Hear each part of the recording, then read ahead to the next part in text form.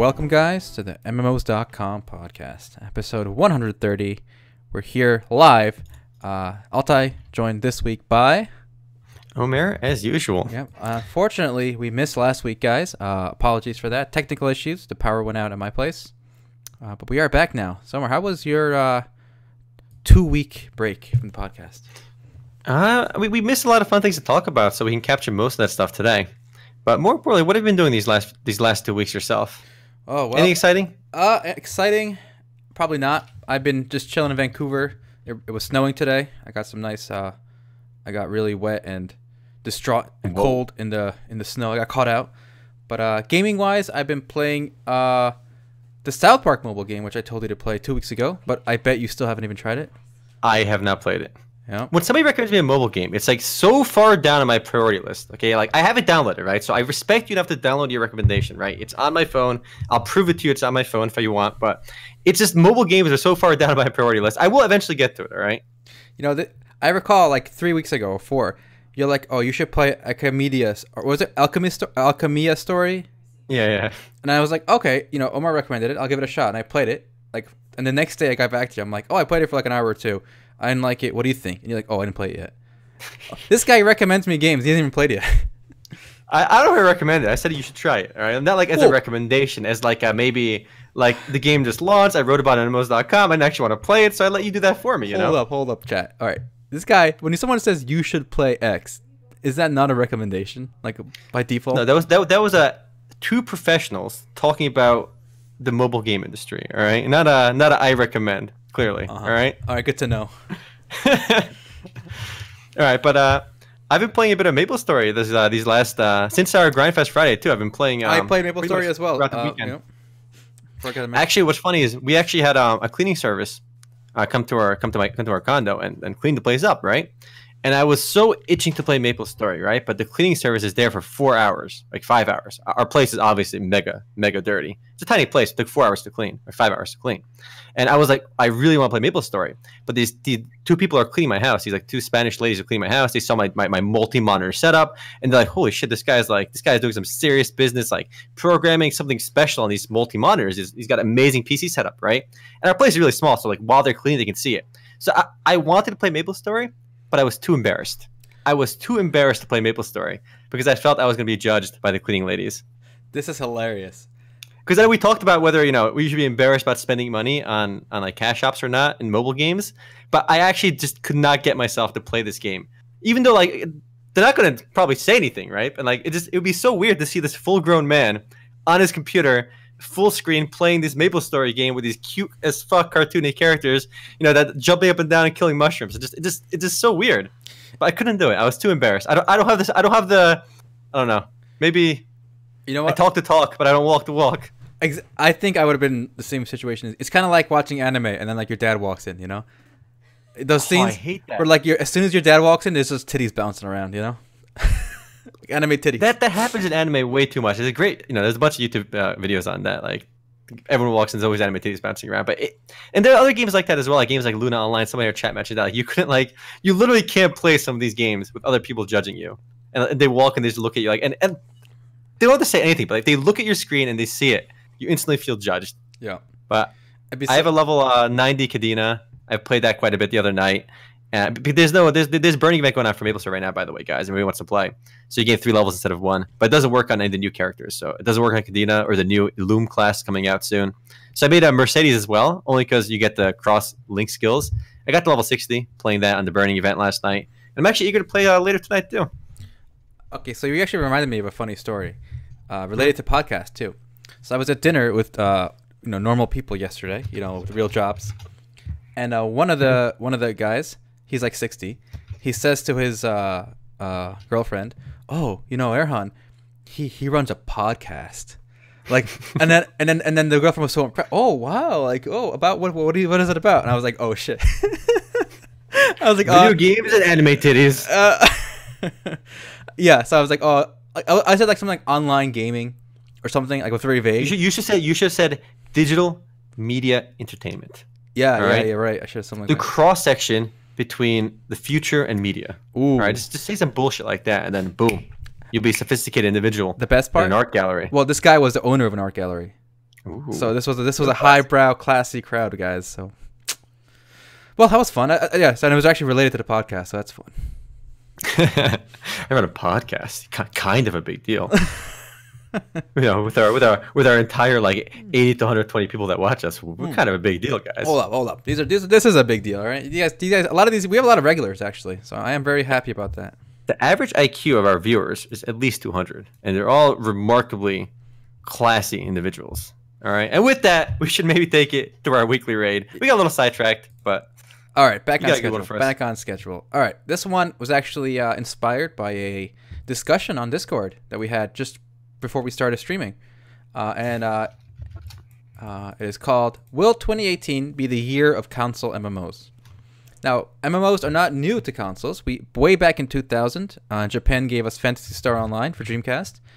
Here in the West, we got a game called EverQuest Online Adventures back in 2003.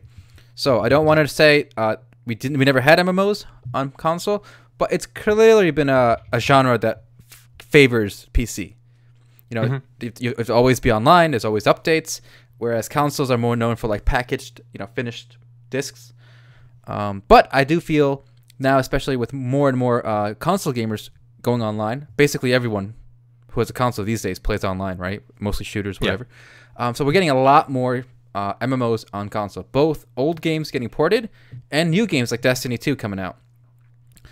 And I really yeah, go ahead. Destiny 2 is not an MMO, apparently. They don't call it an MMO. That's a whole other argument, though. It's an MMO, all right. It's an MMO. It's confirmed. MMOs.com says you're an MMO. You're an MMO. That's true. It's in the name. You can't argue with it. Yeah. Yeah. So this year we got a lot of games like Skyforge that went to consoles, and next year is going to be even bigger. We got huge games like Black Desert, Terra coming to consoles. It's based. I think almost every semi-popular PC MMORPG is going to make its way to console next year, or maybe the year after that. But it's going to happen. What do you think? And perhaps even more than that. I think when Neverwinter launched on console, they had such a big player base on there. They were very early on the console embracing, and just by launching, being one of the first free-to-play games on consoles, they attracted a pretty sizable audience. I know DC Universe Online is on console as well. The game's PC player base is declining, but we don't really know the console player base. But I'd wager the console player base is much higher, because there still isn't that many games like free-to-play MMORPGs on console. In fact, there just really aren't that many free-to-play games, period, on console compared to PC, which is how many of these games are out there. And just simply because there's narrower choice, those games that do exist on there are more popular, and the new ones that come out will be more popular because they have less competition. I mean, you mentioned new games coming out as well. I mean, Black Desert Online is probably the premier MMORPG of the last year or so. I mean, the game is one of the most popular, MMORPG launches of the last 2 years, and the game is doing really well on PC.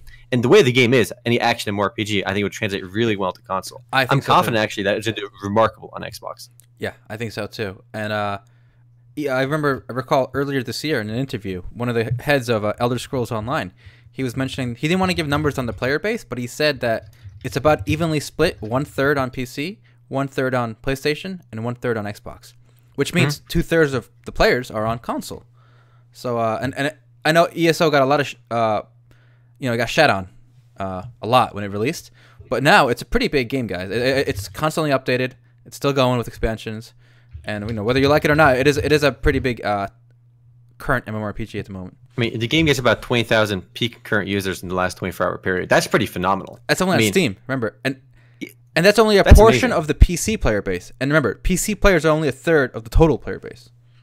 Okay, that's insane. So let's why don't we try to digest this number for a moment, because I think the entire MMORPG industry has gotten a bit jaded about MMORPG being dead. And let's look at Elder Scrolls Skyrim. Elder Scrolls Online, right? Yeah. I don't know why it's Skyrim. It gets about 12,000 peak current 24 hours. Okay, so let's look at just this one game.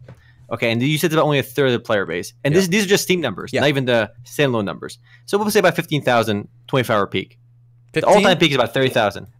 The all-time peak is 30,000. Let's look at the all-time peak number for a moment. So maybe if you add in consoles, that number may be up to 80,000 or so, right? And people are saying MMORPGs are dead as an industry. But I think the way we look back at the past about the golden years of MMORPGs with EverQuest, Ultima Online, Dark Age of Camelot, right? These old games. Back then, people said, oh, MMORPGs were alive, they were booming. It was a great period. But I have a question to ask the audience and you as well. Do you know how many people played EverQuest during its absolute peak? What was the peak concurrent usage for EverQuest 1? I don't know that. I know they peaked at 1 million subscribers, but I don't know the actual. That's a big number. 1 million subscribers paying monthly to play EverQuest, but right? I don't know the online numbers. Yeah. But in a world we look at buy-to-play and free-to-play games, and nobody shares subscription numbers either. We have to look at concurrent users. That's a good metric of how many people are actually playing the game. Yeah. So I looked it up. Okay. Yeah, and if you look back at the old EverQuest press releases, Sony has all their press releases archived. So there's the old press release. I believe this is the peak of EverQuest. Let me just see if I can share that with you. It's actually pretty interesting. And drop that in podcast chat for you. And I wanted to look at the peak time that everybody used to dream of, to gush over. And this says EverQuest continues exponential growth after 4 years with a record-setting 118,000 simultaneous users. So this is the absolute most players that ever logged into EverQuest at one time. It was 118,000. And let's look at one game, Elder Scrolls Online, which has 30,000 all-time peak. And that's not even probably the best example. If you look on Steam charts today, Path of Exile, I believe, has 40,000. Steam people on Path of Exile peak of 24 hours was 51,000, and that's just on Steam. It doesn't even count the console version of the game. So we always hearken to these olden days, but the reality is even a game like Path of Exile has probably similar numbers to the peak concurrent users of literally the second most popular MMORPG in the world. I think after World of Warcraft, the next most subscription MMORPG might have been, at the time, definitely EverQuest. So the MMORPG genre isn't dead. I think what's really changed over this time period is really just we have so many more choices and so much more. Our player base that plays MMOs is so much more diffused than ever. Back then, you played EverQuest, you played Ultima, Dark Age of Camelot, maybe one other game. That's it. Now you go to Steam alone. There's 100 free-to-play games on Steam. Yeah, it's so fragmented. MMORPGs. It's so fragmented. The player base. Mm-hmm. So, I mean, could you have guessed, or no. Is that number surprising to you? That there's only 118,000? Very surprising. I thought it would be at least 200K. I thought 118,000. And remember, this was across. I would say maybe a dozen servers at least, right? Oh yeah. And probably more than that. And I remember reading back in Vanilla WoW, the max players per server was 2,000, and that was a hard cap. If there was 2,000 people logged in, you couldn't log into that server. But I was kind of also of this belief that MMORPGs were kind of dying in the West, right? Because you read something so much, even if it's not true, you kind of start to sink in. I read RMMORPG often. I talk to people on the MMOs.com Discord. I talk to a lot of friends, and everyone's kind of pessimistic on MMOs in the West. And I started becoming a bit more pessimistic too. So when I actually read this number for EverQuest, I realized, holy fuck, MMOs aren't dead. They're still growing. Path of Exile alone is all-time peak on Steam is about 100,000. Like this game alone, if you count the people off Steam plus people playing on console, is already more popular than the peak of the second most popular MMORPG, with over 1 million subscribers back in the day. That was not the golden days. I think the golden days are now, or maybe even a few years ago, maybe. Games aren't dead. Golden days, I think, is like WoW, because WoW really took the concurrent player base to a new level, I think. But do we know the concurrent player base for World of Warcraft? I don't think they've ever shared that number. I don't know. You're a good point. That's a good article to research and see where. I'm pretty sure no MMORPG has surpassed that though. Whatever number they did come up with. But no MMORPG. WoW never shared that number. All we know is if we extrapolate from EverQuest had about a bit over 1 million subs. Yeah. And they had 100,000. Yeah. Let's just say 100,000 for 1 million, right? Yeah. So if about 1 million players online would be for World of Warcraft, probably. Yeah. They had 10 million. They had a bit more than that too. But the numbers get very funky when you look at China, because the way they counted subscribers with Chinese data, it was very weird. So I think they probably peaked at about 1 million or so concurrent users. It's still good, right?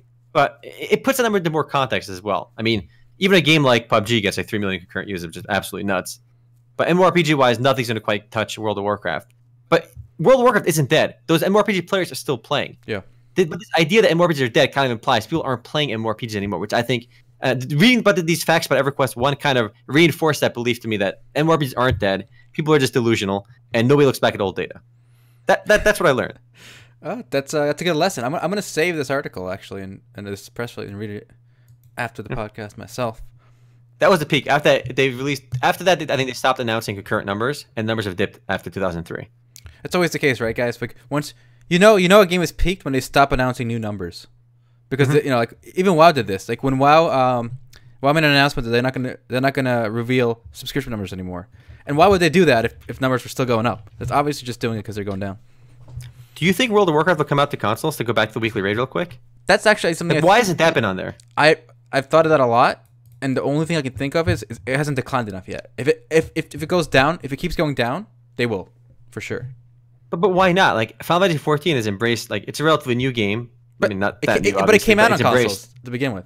Yeah, but That's different than porting it.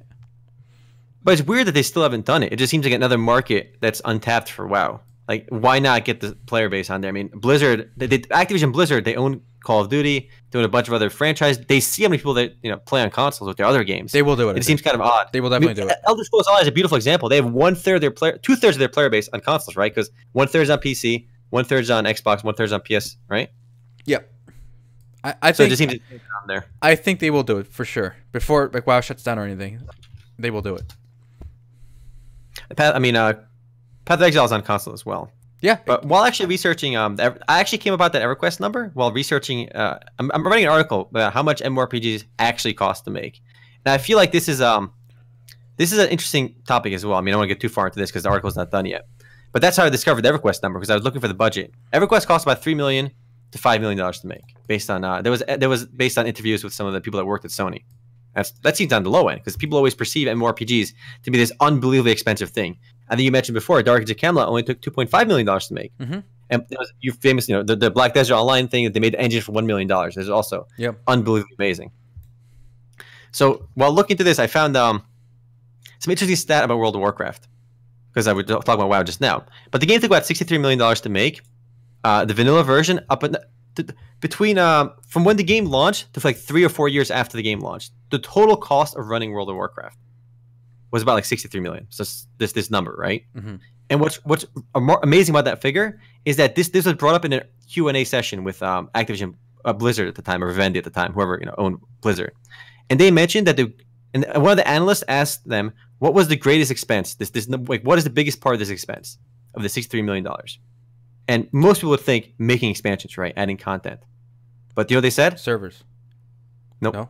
Customer support. Wow. Customer support is a bigger part of the ongoing maintenance of an MMO than the cost of making new content. At least this was back in 2004 to a few years after that, which I think is pretty stunning. It is stunning. And I believe it because I was talking to somebody who was in customer service. And the guys who do the chat support, like with your internet company or whatever. Mm-hmm. Imagine like an 8-hour workday. That's a full day, right? If you do like between 8 and 12 sessions a day, that's like a normal workload. So some guy's getting a full-time salary, right? To have 8 chats going on all day. So if you hire Americans to do your tech support, you would need so many people. Like you would need WoW would need thousands of people working for them to handle the tech,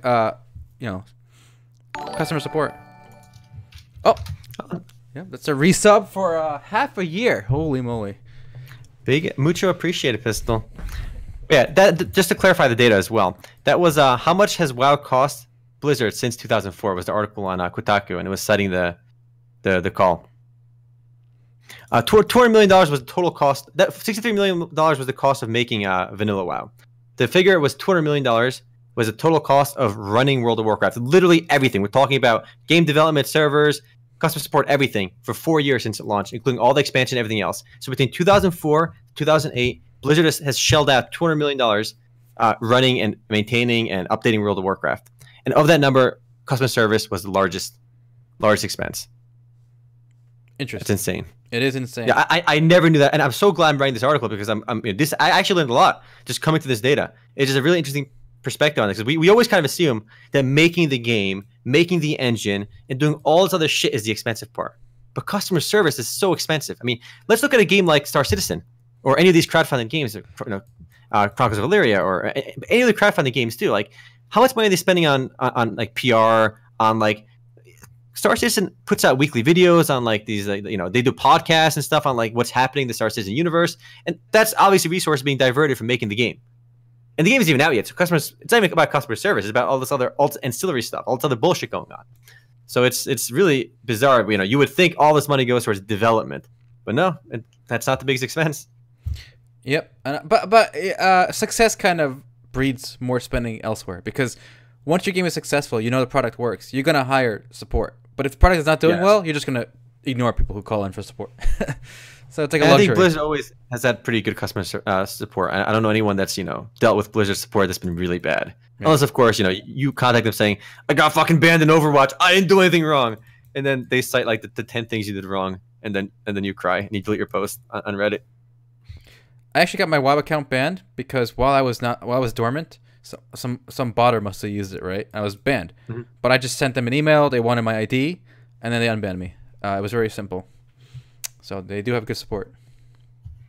I think I dealt with also it's a subscription in MMORPG as well, so I think the support by nature will be better. I mean, I remember I ran into an issue in Final Fantasy 14.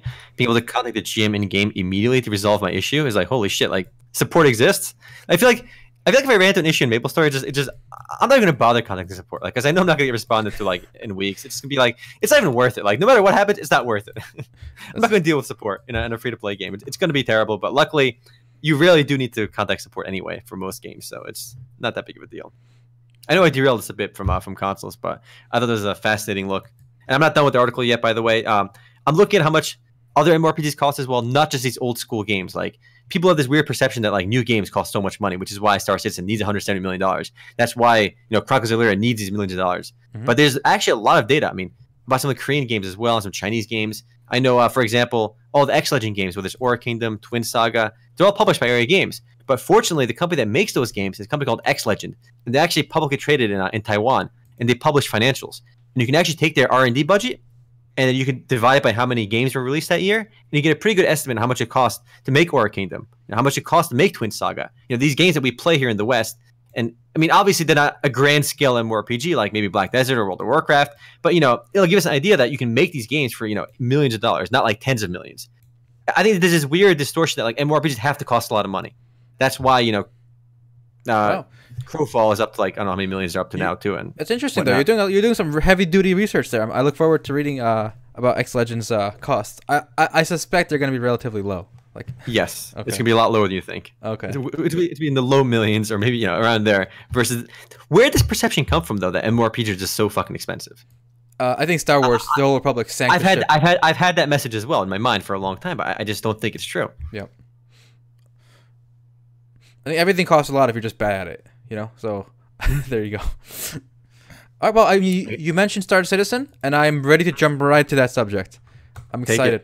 So one of the bigger stories last week, which we didn't get to talk about because of my power outage, was this one. Crytek sues Star Citizen for breach of contract, copyright infringement.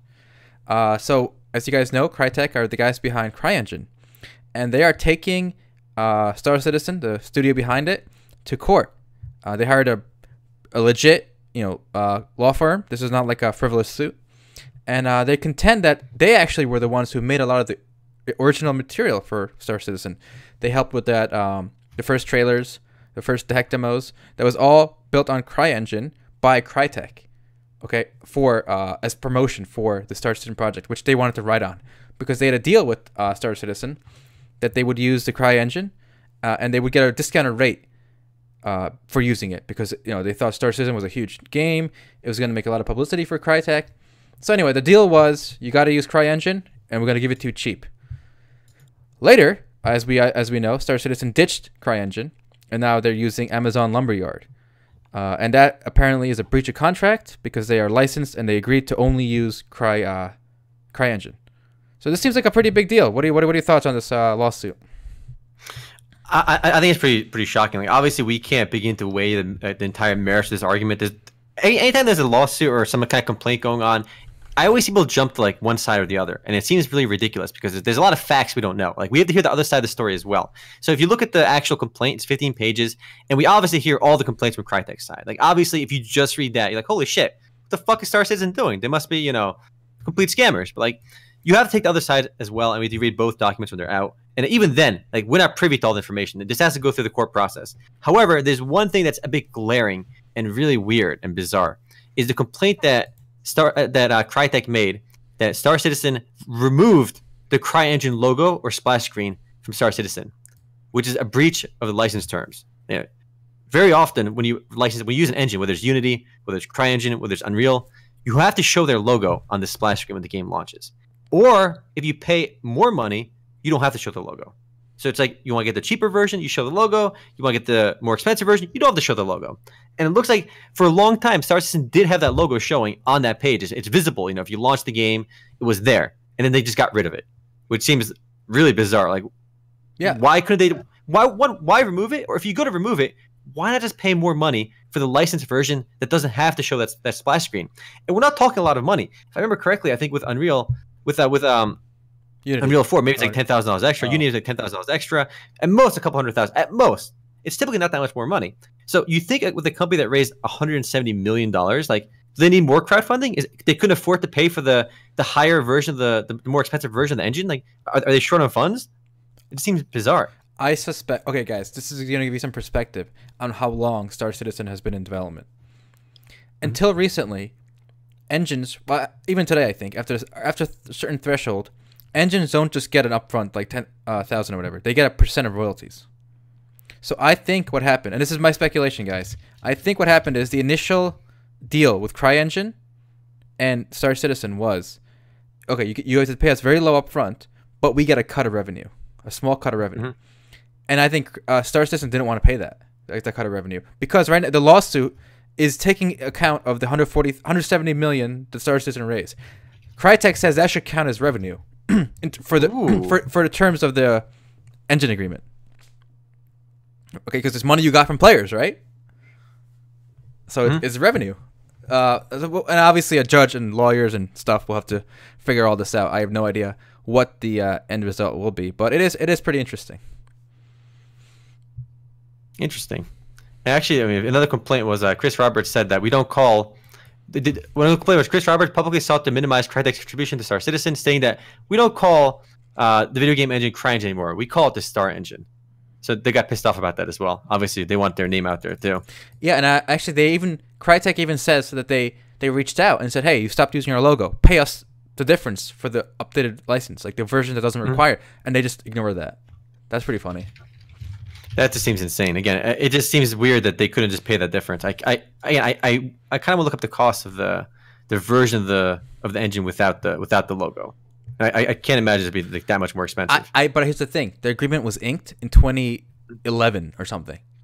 Mm-hmm. So I think the market for game engines has changed substantially since then. Because I think there's a lot of competition now between Unity and Unreal, and it's driving the what's it called, royalties and the upfront costs down a lot. So I think Star Citizen just realized they can get a way better deal with Amazon Lumberyard. But they agreed to an older agreement, so who knows what's going to happen in court. More importantly, though, if this doesn't get settled, the cool thing about this, even if you don't really care about the CryEngine logo, the complaint bullshit, is that it's gonna lead to a lot of documents being filed in public records, because in lawsuits you got to file documents and case records, and those are usually public. So whether it's financials, stuff is going to come out. So I think it's gonna be good for, if they do go to court, it's gonna be good for the game. I mean, it might reinforce. I mean, it might be good or it might be terrible depending on what comes out. But they're gonna have to file some information, and I think perhaps CryEngine is playing a different game where they maybe realize that maybe they're gonna realize Star Citizen doesn't want to take it to court, and they don't want to reveal their financials. They don't want to reveal all these public documents or these other documents that might become public. So maybe they get more pressure on them to settle out of court.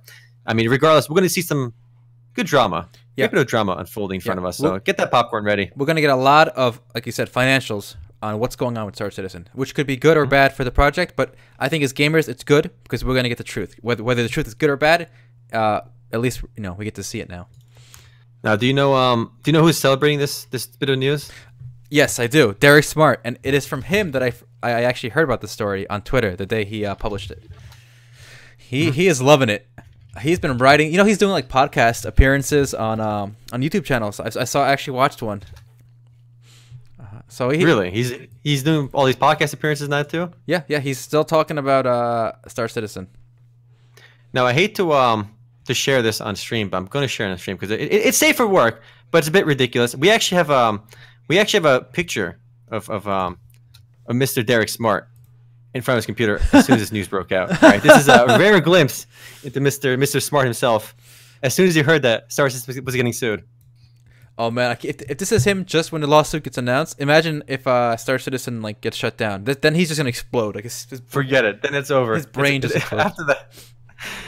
And it is really weird to see how much this guy hates Star Citizen. I mean, the amount of hate is ridiculous. I mean, he basically made his online persona over the last like 6 years shitting against Star Citizen. Nah, like 2 years, not 6. 2 years, maybe I don't know, 3, maybe 5, 2 years we'll say. Yeah, it's pretty silly. But I do want to say, guys, there are no good sides in this lawsuit because Crytek itself has been wobbling lately. They've been basically a disaster actually for the past 2 years. I think they went all in on VR, which didn't really work out. They had some trouble paying their employees. They stopped paying their employees for a while. They shut down like half of their studios. Wow. They're down to just 3 studios now. One in Istanbul, one in Ukraine, Kiev, and the main one in Germany. They used to have a whole bunch of studios, and I think they're just low on cash. So I think they have to sue now. And one reason I know they're low on cash is because they're jumping on the bullshit train. They are actually backing a cryptocurrency called Crycash. Now, there's 2 weird things about this. One, they're doing something called an ICO, initial coin offering. So they're piggybacking on the Ethereum hype, and how it works is you can send Crytek, or Crycash in this case, you can send them 1 Ethereum, which costs about $800. If you send them 1 Ethereum, well, I should say you can send them 0.001 Ethereum for one of their Crycash tokens. So that comes out to about 8 cents per token. And they claim these tokens can do something in the game or in future games, not even the current games.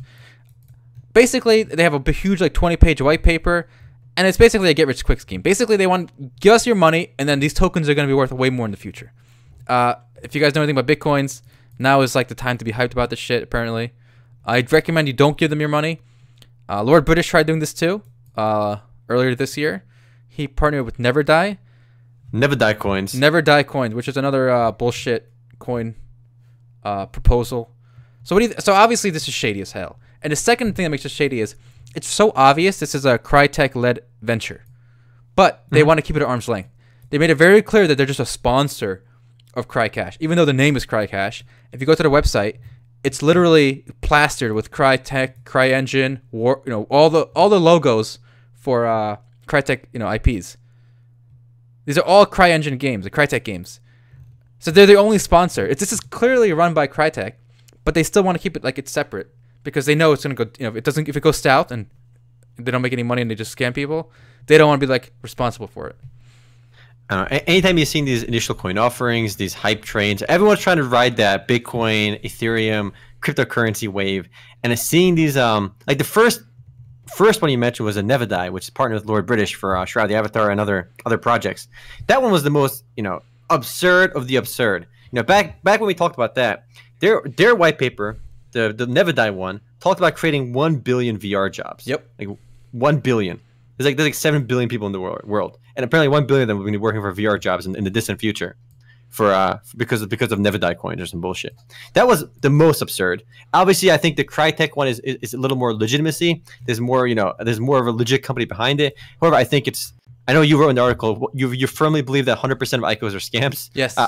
Yeah, I'm pretty much agreed with you on that one. I think these ICO, you stay away from these initial coin offerings, these bullshit. If you want to speculate on Ethereum, on Bitcoin, God bless, but just know you're speculating. But if you're buying into these bullshit coin offerings, you're getting involved with something much more shady, much more silly. And the way you describe the relationship between Crycash and Crytek about being partners but not being the same company, that also kind of shows that they don't want to commit to it 100%. If any legal ramifications come out, they want to have a legal separate entity, so that makes it even more sketch. Yeah, and if you look at the website, there's the homepage, guys. Here's the thing. Here's a trick if you want to run your own ICO scam. You need a .io address, all right? Don't forget. That's important. So here's a little chart. Let's try to make heads or tails of this, all right? So apparently, if you play a game that supports Crycash, if you get 100 kills, you get 3 Crycash tokens. Now, what a kill is different from game to game, so it's a meaningless stat, right? And then there's apparently 2 billion gamers in the world. And then, so that leads to a cryptocurrency exchange, and then that leads to the side where you got the Plink wallet account, and then you got some Warface in-game items. Like, and then what is going on? Like, it's basically a thinly disguised, get-rich-quick scam. Like, they actually just want to give them money, and then you're gonna get these tokens, and then some people in the future are gonna want these tokens for more money. That seems to be like the plan here. Yeah, I'm looking at their white paper right now. They're just showing charts of like the size of the video game industry. Yeah, it just seems odd. Yeah, this is odd. Actually, there's one thing in this white paper I love more than anything else. But I don't understand like maybe I'm not understanding this whole blockchain nonsense. All right, I mean I'm following Bitcoin and stuff, but like why do they need to have like this currency? Like why can't they just have their own like? Why even use this Ethereum network or this blockchain technology when you can just have like centralized data on your own like between these games anyway? Like, what is the benefit of making this like on the blockchain versus just an agreement between multiple games? Because blockchain is in right now. Okay, if you look at this white paper, right, they say 30% of the money they raise in Ethereum to issue these tokens, 30% will be used to buy back their own tokens they're selling you now. Wow. And here's the best part. They misspelled buyback. They spelled it BYU back. If you guys can see that. And actually, if you look at the Crycash ecosystem on page, I think 6 of their white paper, they talk about you can use your Crycash to make bets on esports. Oh, and so you can gambling. cash out the real money. Gambling. So nice. gambling. Yeah. So, online gambling is illegal in America. And this just seems like a weird way to circumvent that.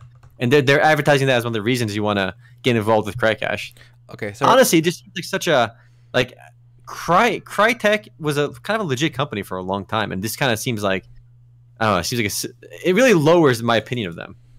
Like they were a legit company, they made legit games. Now they're getting in on the bandwagon of this get rich quick scheme of speculating on these coins. Oh yeah, and if you've been involved in the scene, like if you read the Never Die token white paper or any of these white papers for these ICOs, the template's all the same. They got these charts going everywhere, and then at the end they have the executive team, like as if these random guys who got together and just popped this out are executives or anything. Mm-hmm. So here's the CEO's name. I love his name. I can't even pronounce this. Washtang Budagash. That's his name. I take my money. I trust him. He's got a fancy name. Well, he's not even that bad. This guy is bad. Look at this guy's avatar. He looks like Jesus or something. Sandro Kivluzes. So they're also talking about how the Crycash legal entity itself will be profitable and making more money. Kind of to build on the fact that the Crycash will be worth more money because the Crycash legal entity is going to be making profit off this too somehow. So it just seemed like this weird. It just seems like this really weird get rich quick nonsense scheme. Yeah, I recommend you just stay the hell away from. I trust this man with my money. Sandro here. He knows what's up. And I think token sale begins on December. Token sales they end on January 15th. Yeah, they already started. So if you guys want, you can give Crytek your money right now. They've already sold 321,000 tokens. Is there a marketplace for these tokens? I know that they will be eventually, but I can't see it right now. When I put the article up, I believe yesterday or the day before, they were not on CoinMarketCap, so they were not big enough for that. I don't know what world, because remember, each one is only 8 cents in value, and they only issued 300,000. But we'll see where they go. There'll be a market for them eventually, but maybe next week we'll see how much they've fallen already. Yep. So again, in this Crytek versus Star Citizen lawsuit, there are no good sides, guys. We just gotta eat the popcorn and enjoy the show. All right. And to pivot back to Star Citizen, not really Star Citizen, but maybe another crowdfunding game I want to talk about. I want to say a bit of a piece on Chronicles of Elyria, because I know you mentioned something to me last week, and maybe you can share that afterwards too. Sure. But I saw the guys behind Chronicles of Elyria, Soulbound Studios, they updated their wiki showing their timetable for release. So maybe you can show that to the audience as well, because Chronicles of Elyria is another crowdfunded game that's had a lot of hype behind it. And look at their release schedule, right? Take a look at that. Okay. What do we and got? Once I saw that, I'm like, wait a minute. I don't remember seeing anything like that on their Kickstarter page. Look at their Kickstarter page. And I actually read this a couple times to make sure like we're on the same page. And nowhere here does it say 2020 release date for this game. Yeah, it says 2016, 2017. Yes, that's their estimated delivery date was 2017. Yeah. And this Kickstarter page went up in and it talking about a bit of dishonesty in the crowdfunded space. I know this was maybe a better discussion for our Do You Trust Crowdfunder weekly raids, but don't you think it's unbelievably disingenuous and extremely dishonest to launch a Kickstarter page with a 2017 delivery date and then update your release schedule on your wiki to 2020? That just seems insane. There's no mention of 2020. In fact, there's no mention of a release date beyond the estimated delivery date on the Kickstarter page. There's literally no mention of it. I mean, this is part and parcel for this segment, isn't it? I say it just seems they usually mention like, oh, we'll have a beta on this day and like some kind of like release date, some kind of goal, which they don't even do on this page. And what makes this one, I think, exceptionally disingenuous is the fact that I read this again, and they really mention like they go to great lengths to show like how much they've done with the game, and they wanted to kind of separate that we're not just an idea, we're basically a game that's in development already. And they said that we weren't even going to start a Kickstarter page until we've already had a playable demo, and they showed off back in PAX in like 2016, and from then to now, doesn't seem like much has changed, but. Basically, we had a playable demo, so maybe they were trying to emphasize that estimated delivery of December 2017 was accurate. Like maybe like the game would be out by then, is maybe what they're trying to say with the estimated delivery.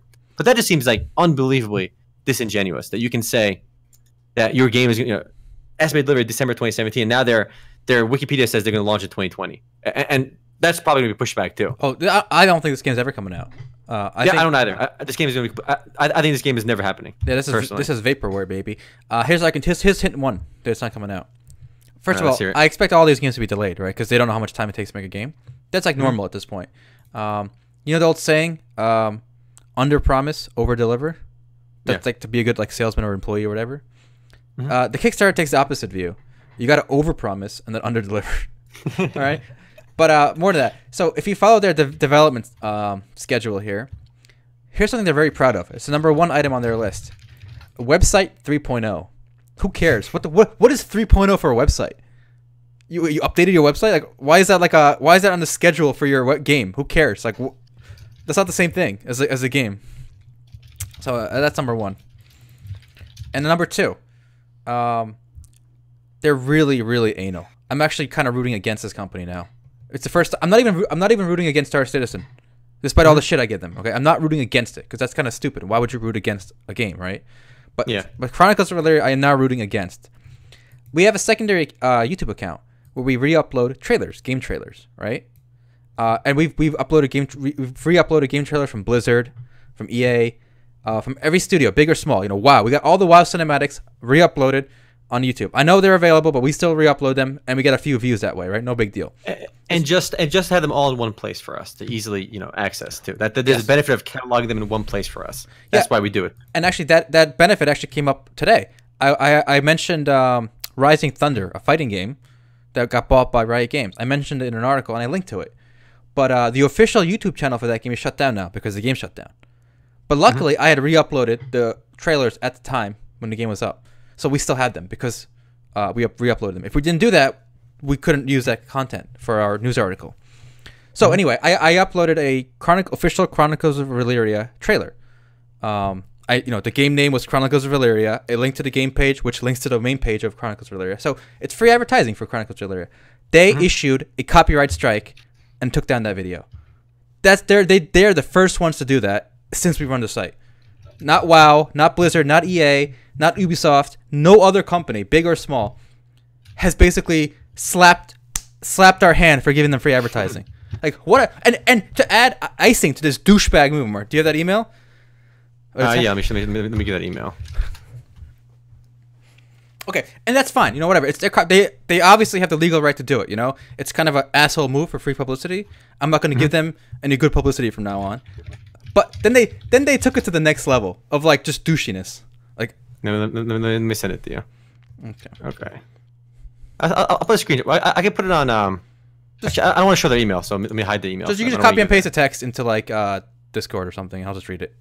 No, all right. I'm putting it into Twitch chat as well. Okay, so you guys get to see it. I'm putting it in podcast as well. I had the email, so you're not going to see the guys' email. All right, so greetings. This email is to inform you that we've issued and executed a takedown notice for content on your YouTube channel. While we appreciate the coverage, there's a certain order of operations that wasn't followed regarding usage of our content. However, I'd like to open up a conversation with you regarding content for your website. This isn't quite the email to start an open dialogue, but I'm hoping we can right the ship, smiley face. Okay, so after issuing a takedown, which by the way, if you get 3, your account gets shut down. So it's just, they didn't like email us ahead of time and just give a heads up. They did this. This was their opening move to make a partnership with us and help us promote their game. Leverage each other's channels. Yeah, what bullshit. All right, these guys are douchebags. And Omar and I used to run MMO Hut, as you guys probably know. And in the whole time we ran MMO Hut, we did the same thing. We re-uploaded trailers. and there was only one company that asked us to take down a trailer. And remember, they asked nicely. They didn't issue a copyright strike back then. And that was Nanovore. I don't know if you guys even know what Nanovore is. But actually, I remember them. They don't have to ask nicely, by the way. If they just ask us to take down, we're going to take it down, right? There's no problem. Like, it's their. But we recognize that it's their content, their copyrights. So there's no legal argument. 100% we'll take it down, and it's no big deal, right? But just, I do agree. They're getting free publicity from us, and we did it to, again, catalog all these videos. And in the future, these videos sometimes become inaccessible. And just having them in one place makes it more convenient for us. Yeah, and back to so one other company did this before, back in the MMO Hunt days, and that was a game called Nanovore. And like I said, they didn't issue a strike. They asked us nicely in a message to take it down, and we did. But I said to them, first of all, why do you want me to take it down? It's free publicity. They said, well, you know what? You're right, but we own the copyright, so please take it down. I said, okay, I'm taking it down, but you're making a mistake, and with this attitude, this game is not going to succeed because you have the wrong attitude. And then they didn't respond to that. And like a couple months later, Nanovore shut down. I bet nobody remembers it anymore because they just basically refused free publicity, just like Chronicles of Elyria has. That's, I don't know. I was really mad about this, guys. Sorry. This is my rant. Fuck Chronicles of Elyria. I mean, I was always pessimistic on it. I don't know if I'm actually rooting against them. Fuck! Okay.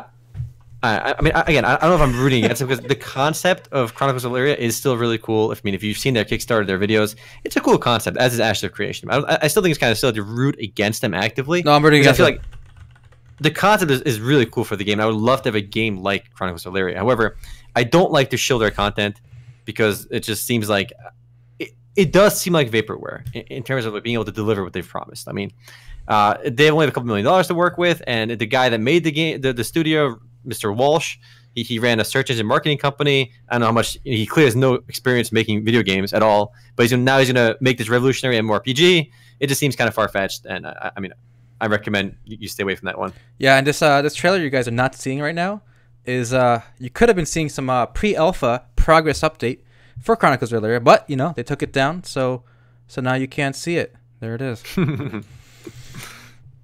Fuck them. Fuck them. Fuck them, boys. All right. I mean, we should talk about another game too, because throughout this podcast, by the way, you've been seeing on MMOs.com ads plastered on MMOs.com for Wildbuster Heroes of Titan. So take a look at that bad boy. Maybe click into it and go to their Steam page. All right, so you can see the video. I'm gonna click the ad, boys. This is something you should be doing every day on the website, by the way. We actually don't get paid on clicks on those ads, but these guys are advertising with us, so I mean, might as well talk about them a little bit too. Yeah. Sure. Actually, I'm kind of gonna talk. I'm talking a little bit of shit about them because you know, just let you guys know, if you advertise at MMOs.com, you don't buy good publicity. We're honest. We keep it real. All right. Have you played us? Yes, I have. Okay. So just because you buy ads from us doesn't mean we're gonna praise your game. In fact, I'm gonna say a lot of shit about Wildbuster. This game has no business being buy to play. It costs $20 to play, by the way. So it's an MMORPG that costs $20 to play. I mean, that's not necessarily so bad. But the problem is, it's really just almost like it's basically the PvE game mode in Master X Masters. It's literally the same thing. You play with this top-down MOBA camera angle, and it's some persistent elements. So maybe think of a Master X Master PvE game mode mixed with Closers or Dungeon Fighter Online. That's what Wildbuster is. But because it costs $20, who in the right mind is going to pay $20 to play this relatively unknown game? It's not even about advertising. It's just that nobody's going to spend $20 on this. There's so few players online. Yep. It just seems bizarre to me that you can launch a buy-to-play game and not and expect people to play it when you're this obscure MMO with doing this gameplay style, which is not unique anymore either. Again, MXM did it, and it didn't work. It just I don't know what they're thinking. And the game wasn't bad, honestly. But it wasn't good. Well, it wasn't. I mean, I want to stop. I want to stop your hate train for a second. All right. Okay. Is this one of those tricks where it's only $20 during early access and it's free when it comes out? No, I think it actually costs. I think it's straight up costing $20. So they're not gonna get rid of that. No. If they did, I would.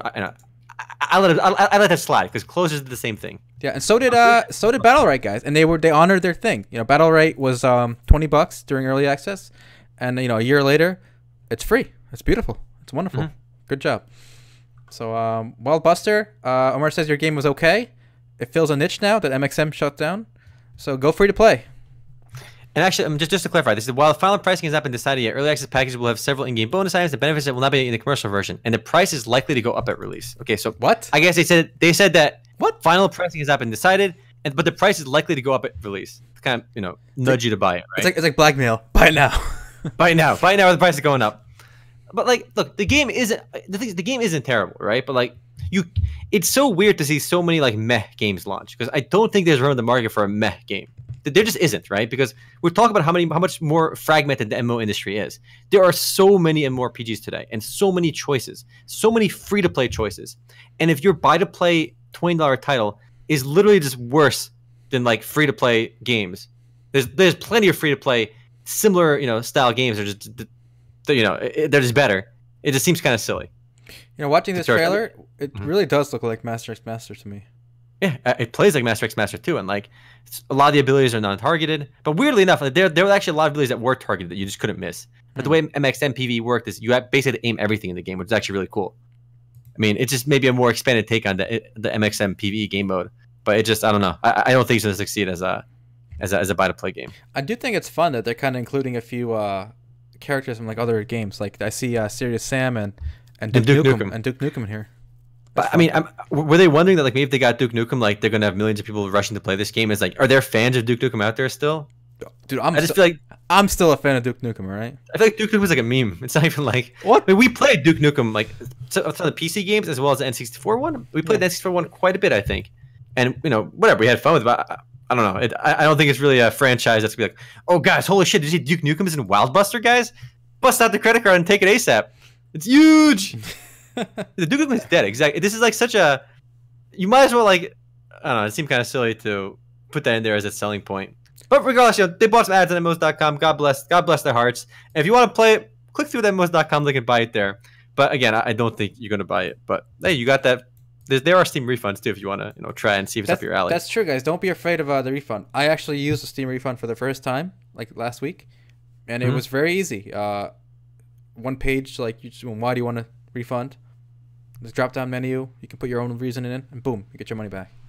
Now, but that system isn't meant for like trialing games, is it? It's supposed to be like there's a technical issue with the game, or it was like not what you expected. You felt misled. I don't think it's meant to be a free trial, though. We're not saying you should use it. I don't know the way the system works. Actually, I've never actually had to use it.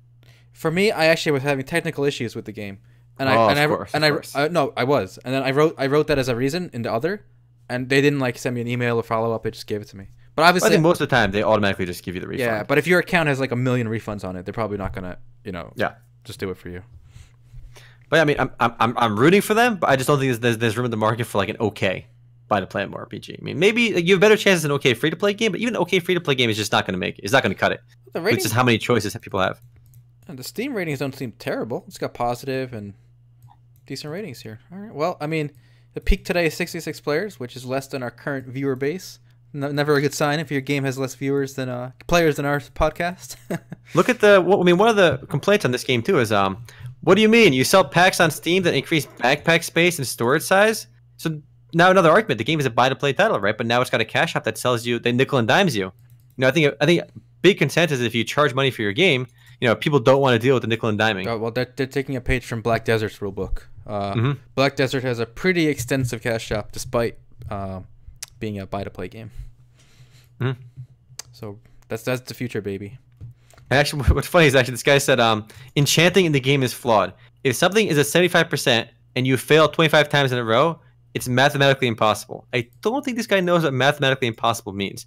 Because just because you have a 75% chance to succeed, you can still fail 25 times in a row. I mean, that is a mathematical possibility. You could fail 1,000 times in a row, or even 1,000,000 times in a row. It is very unlikely. Yeah, it's pretty funny. This guy doesn't know how math works. Maybe that's why he paid for this game. I don't know. There you go. I mean, look at the advertising with us. I mean, I did a first look for them. I mean, we keep it real. Listen, I just don't think. I think it's an okay game. I just think there's room in the market for okay games. All right. So cool. Hopefully the advertisers don't listen to us and they extend that advertisement contract and give us another week of advertising with them. Who knows? Yeah, I mean, if you miss MXM, you don't mind paying $20, give it a shot. And actually, people did tell me they enjoyed the PvE in MXM. And to be fair, it was a little bit different at least. The whole mobile style tap down camera in PvE was a bit different. So it's a smidgen different from other games. Oh, I quickly want to talk about PUBG. I know our weekly raid was about consoles, and PUBG, PlayerUnknown's Battlegrounds, launched on Xbox a few days ago, and it sold 1 million copies in 48 hours. What do you think about that? I think this game is going to make it to the top 5 most sold games in history, I think, at this point. Definitely, it's gonna be up there with Minecraft and Mario and Pokemon and Tetris in terms of like most selling units. Yeah, I mean, so. people they did a lot of problems with PUBG on console. I heard the frame rates kind of suck. Yeah, apparently the stability is even worse than PC, which, by the way, consoles are just shitty PCs, IMO, so I'm not surprised. But it hasn't stopped them from selling. And you know what? I don't think people care if there's a little bit of stutter or lag. If the game is fun, if everyone also at least with console, everybody's on the same console, right? It's not like somebody has a 1080 Ti graphics card and someone has a shitty graphics card. If everyone's on Xbox, that means everyone has a chance to lag. So you can't like say someone else has an advantage, right? It's the same console. So I think think of the lag as a part of the game. Like they drugged everyone before they threw you off the plane. That's fair. Now my PUBG transcodes have not been open value lately. They've been stagnating around 500, unfortunately. So that investment's been stalling. However, I'm still up quite a bit, so I can't really complain about that. But they've been stagnating lately around 500. All right. You mentioned Rising Thunder is big news too. I thought it was pretty interesting. What do you got for me? So Rising Thunder is this fighting game that was bought out by the company that made the game, Radiant Entertainment, was bought by Riot Games. So it was a fighting game. They shut the game down. I think a year and a half ago, they posted on Twitter that the game is shutting down, and that basically Riot Games bought the company just for hire the employees that way. It's called acqui-hire. So literally a year and a half later, since the game shut down, they posted a little Christmas present on the game's subreddit, basically saying that there's still fans of the game out there that want to play it, and that because of that, they decided to whip together a community edition of the game, basically a free-to-play open source version of Rising Thunder that they didn't have to do. The game was shut down, right? And there was no promise of this, and they just come out of nowhere and they released this open source version. They literally make their code free and let the community take over the project and do what they want with it, which I think is pretty amazing. I would have loved to see like some shutdown games follow the same footsteps as Rising Thunder, because that's pretty badass. I mean, the game wasn't huge, but it's just incredible that they're going, they went out of their way to do this. Yeah, and this is for those of you who want to know what the game looks like. You can take a look at the trailer at the bottom that I added, because I actually re-uploaded this trailer, and the official one is down. So when Chronicles of Elyria fails, inevitably, there will be no trailers left for it because they copyright strike people who upload it. Wow. There you go. See, when that game is dead, no one's going to remember it, all right? Yep, there'll be no traces left. Maybe that's your plan, So that way, their embarrassment will not live on. Kappa. Actually, this actually reminds me of another story that came out today regarding Riot Games. Riot Games might finally earn the plural in their name because a new game was not but revealed today. It's called Teemo's Adventure, and this is a game that it showed up on the list of approved video games by the Chinese government. Okay, so the Chinese government approved the game by Riot Games and Tencent here. And it translates to Teemo's Adventure. So that's pretty cool. And they haven't announced this officially or anything yet, but it is making the rounds online. It does seem legit. I got multiple sources that presumably can read Chinese telling me that this is indeed a Riot Games title. Well, I mean, it's a brand new game, but you said it was a single-player game, didn't you? I reported that based on what Mr. MMO Culture, Cinderboy, stated, and I think he's Asian, so he can probably read it better than I can. You go to MMO Culture here. It just seems weird that I think we're going to hear something about this soon, because again, Riot Games actually submitting this game for approval to the Chinese government or releasing a new game is kind of a big deal. Riot Games has been just League of Legends for literally forever, so to actually get approval or for their new game, it's going to be covered eventually. And I think Riot will probably make an announcement eventually. But if it's a single-player game, I'm kind of disappointed. I mean, it should lame. Be noted. People in chat are mentioning this. They're saying it's a mobile game. According to what we know so far, it is a PC title. It's a PC game, not a mobile game. And people are speculating what Riot is working on as well. There's been kind of rumblings on their blog that they're working on another game for a while. And actually, the guys at Rising Thunder, back that story for a second, on their Reddit post announcing the Community Edition, they said, "Oh, by the way, we're also working on a new unannounced title, and there'll be more on that soon." So they kind of took the opportunity to not only release a community version of Rising Thunder, they took that moment to basically say there's a new game Riot is working on as well. So the team that was working on Rising Thunder, this fighting game, is working on a new game.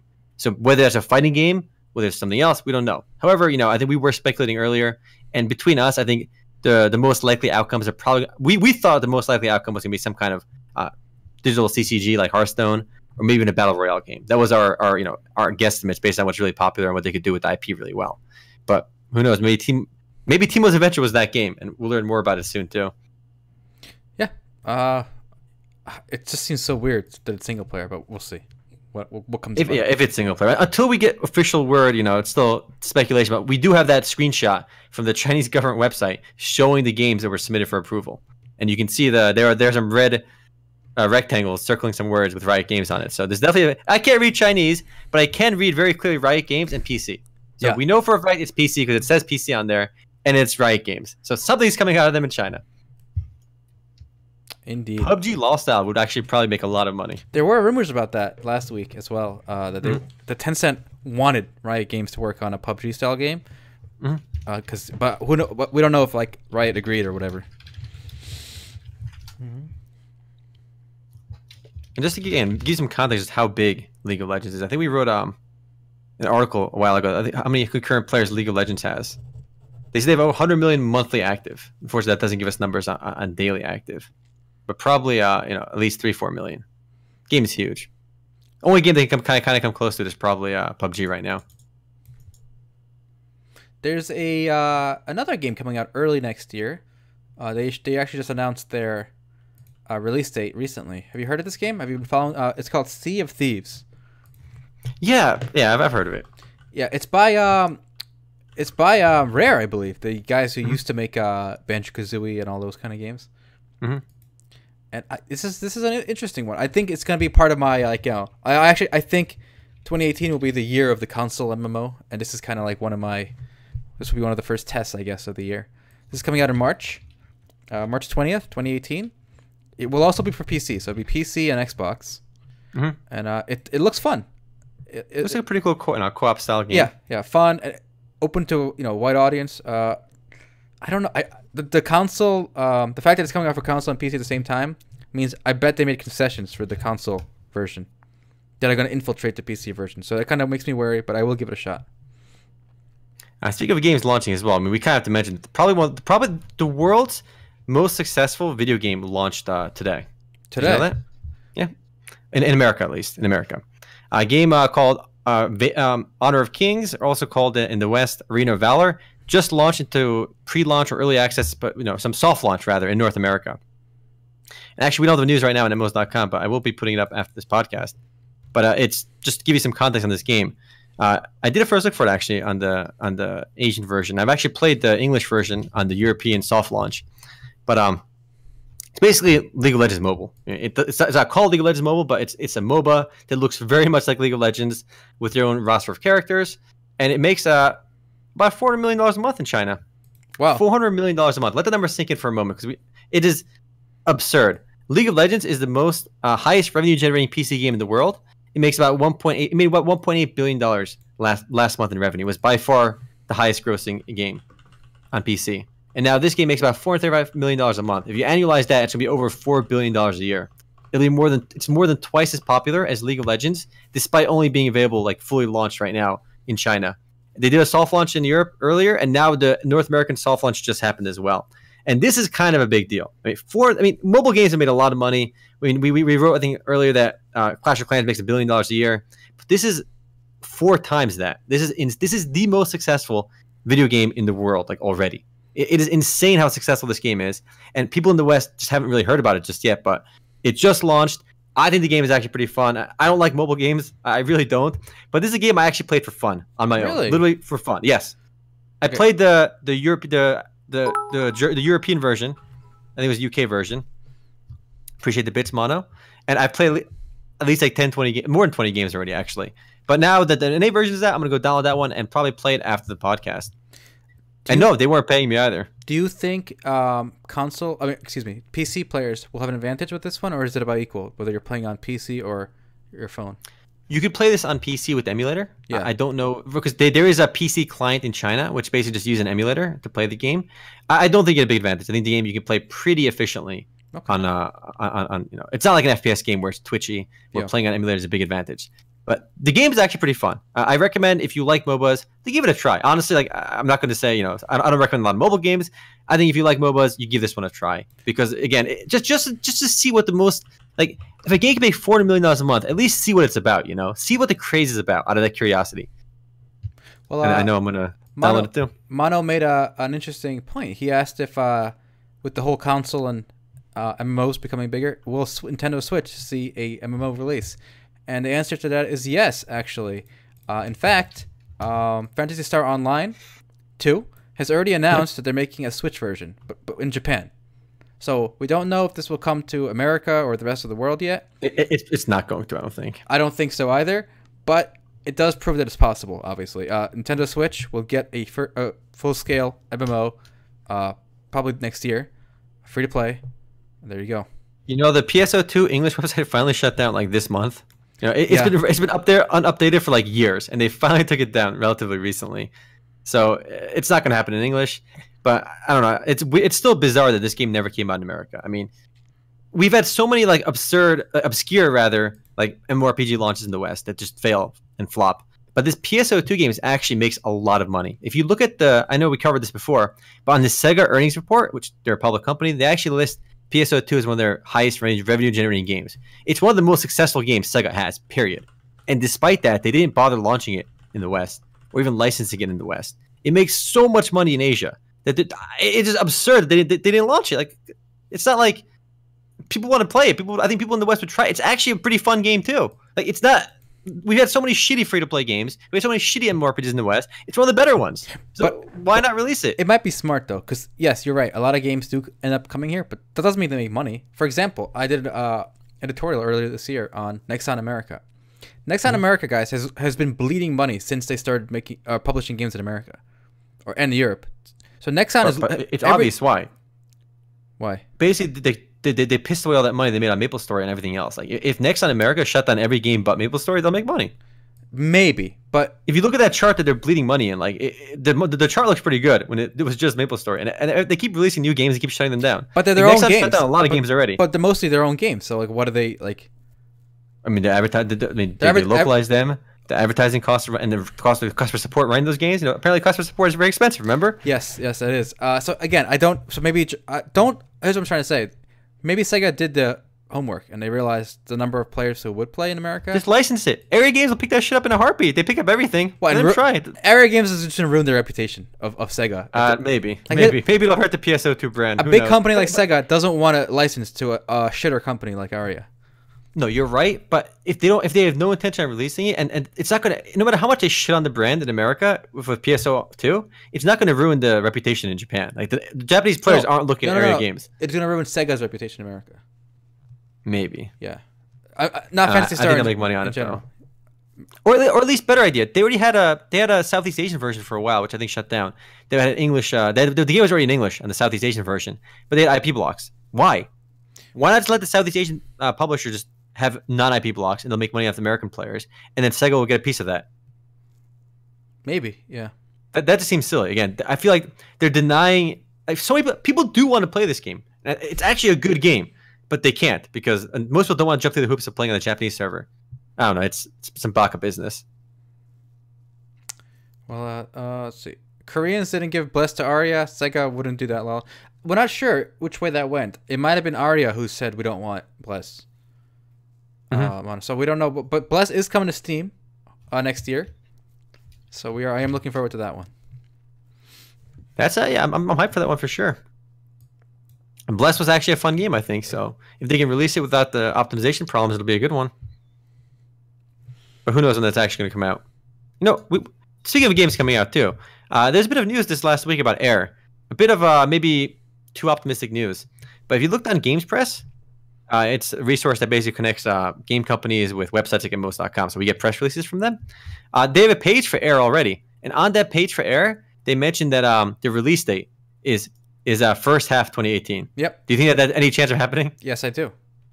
I think the Steparu actually has some good Air videos on YouTube. Basically, the game looks very playable. I mean, it looks about as far along. What is search? I looked at the Air page if you want to look at it.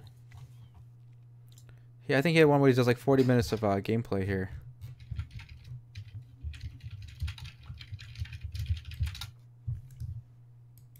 Here we go. But the game is playable for sure, but it just seems like that's very optimistic. First quarter is 6 months. Don't forget. First half. First half is 6 months, right? Yes, but remember, if you look at this page, it says the publisher's Kakao Games. Yeah. That means that the English version is coming out in the first half of 2018 because Kakao Games is not the Korean publisher. Yes. Is it specifically? So do you really think that this Korean game, which by the way, the developers themselves, Bluehole Studios developers have said that the first beta will be available in South Korea in Q1 2018. Mm-hmm. The first beta, which will be some first like closed beta. So they're gonna go from closed beta in the first quarter of 2018 to an English release within like 5 months. Well, if all they do, okay, because remember this.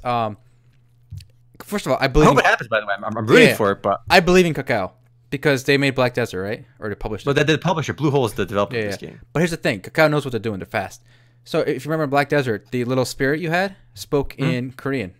They didn't actually translate that. So with Air, if they just translate the text, like the quest text and stuff you guys are seeing now, if they just translate that stuff but keep the voice acting in Korean, I mean, you can bang this out in like a week, right? Like what do you know? Give the priest the 3 holy waters you found. You know, that's it. But that is the game comes out in Korea in like remember, all we know is the developers have specifically said the first beta in Korea is Q1 2018. They didn't even talk about a release date in Korea. But now they have this blanket, like this broad release date for the English version. Maybe they said first half 2018 for the Korean version. That's believable. That's probably going to happen. But I don't know. I just feel like, I hope it happens. It'd be great to see a Blessed launch that quickly. And people have already made videos for this game already, so it is playable in Korea. Yeah. One complaint I saw, and a few people in chat are kind of airing this. The gameplay in Air looks very, very traditional fantasy Korean MMORPG. Like we're watching Stepar level 10 assassin doing the main story quest here, and basically it does look slightly prettier than obviously more games from the past, but it basically plays like everything we've seen, right? Like it's not like the gameplay is not really blowing me away here. No, actually, Cry made a good video on this as well. If you want to see Cry's thoughts on this on his YouTube channel, and he actually mentioned that the game looks a lot like Bless. Everything from the world to the UI to the movement. And that's a really good point, actually. It looks very much like Bless, which is a bit weird. But yeah, they're both. Don't forget, they're both made on Unreal 3. There's a Bless and Air, which by the way is Astral. What was it? Astral. Ascent Infinite Realm. Infinite Realm. There you go. Okay, so the both games are Unreal 3. So they're gonna look and play very similarly, I think. Even the backgrounds look the same. So the maps, the UI. Look at this game looks so much like Bless. Yeah. He even said like they must have used the same engine or something possibly. They did. I mean, they did use the same engine, but they didn't have the same assets. Both NeoWiz is a distinctly different company than Bluehole. I mean, maybe to recoup some of that 60+ million they wasted making Bless, in the development budget, maybe they licensed their whatever they made to Bluehole as well. Because again, these look unbelievably similar, more so than like a lot of things. Yeah, and I'm getting very Blessy vibes. Yeah, and with that said, guys, first of all, the fact that it looks very traditional is not a negative to me. I prefer the tab targeting combat. Like Bless, I thought there was no problem with Bless's combat. Like the problem with Bless was the optimization. Like it just ran like shit. Like, I had like 20 FPS and then 10 FPS for some reason. But the combat I was fine with, and just same with this game. Like I got no problem with this combat as long as it's interesting and there's cool stuff to do. I don't mind this kind of playstyle. Well, here's hoping it comes out in the first half. It's fine. If this game comes out in the first half of 2018, it'll probably come out before Bless comes out here. That's interesting to think about. I think they'll come out around the same time. Some good competition will first force them to go fast. Because that's another reason I think Kakao knows they're on a deadline. They got to release this game in America before Bless. If they come out like a month before Bless, they're set. Do you think the game will cost money in the West? And they might go with the whole. Kakao had a lot of success with Black Desert Online, doing the whole buy-to-play model. So, we don't know if it's going to be free to play in the West yet, for sure. I think they're going to do what everyone does now. They're going to do the early access, $10, $20, $50, $1,000, not $1,000, like $100 Founders Pack, and then like 2 months later, just go free to play. Yeah, that could work. All right. We have another action MMORPG that launched this week. Maybe get that one out of the way, and then we'll call it for the podcast. Yep. But Closers actually just launched today into open beta, and that's another game that followed that bullshit model that you were talking about earlier. The game used to cost money in early access, and then only way to play it was you had to buy the game in early access. But now the game is available for free on Steam, and it's basically another one of those instance dungeon, persistent hub style games like DFO, Vindictus, Soul Worker, Critica, and the literally hundreds of other games like this. Yeah, these games aren't bad, but they're just so stereotypical and like it's an archetype of games. My big problem with these this kind of game is not that they're stereotypical or archetype. My problem with these games is literally for the first, I'd say 6 hours, you're not challenged at all. It's like a mobile game in terms of challenge. Like you're just going forward, spamming one button, and even the bosses, you can just kind of face tank them and just smash them. And we did a Grindfest Friday for this, and basically I think we played for 2 or 3 hours, and all we did was just we smashed through each level. So that's unfortunate. Otherwise, I think it looks cool. The art is nice. The music was good. I love the fact that it's modern. Too many games of fantasy these days, so it was nice to see. But So I mentioned that if it's based on other games, it equals clone ? And I'm not saying it's a clone. I just said it's very much an archetype. Like if you played Soul Worker, you've played DFO, you've played Critica, it's a very specific kind of game design that fits into a very specific mold, where you know exactly what to expect. In the first, like, you play the tutorial, you know exactly what this game's going to play like. Literally 10 hours from now, 20 hours from now, 100 hours from now. It fits and it just feels, you have like stereotypical WoW-like MMORPGs as well, but even those kind of differ in different ways. But these games, whether it's Critica, whether it's Closers, whether it's Soulwork, they just have this very, very specific playstyle, which is identical to so many other games in this vertical, which is why they're very. I don't know, it's formulaic is the word. That's the word I'm looking for. Very, very formulaic, more so than WoW clones. Because I think even a WoW clone, there's so much different about the game, the way the classes work. Literally every one of these games have also gender locked classes. They also have you don't make a character, you don't create your character, you pick a character, whether it's and then that's it. Maybe you can make minor changes to them, if that.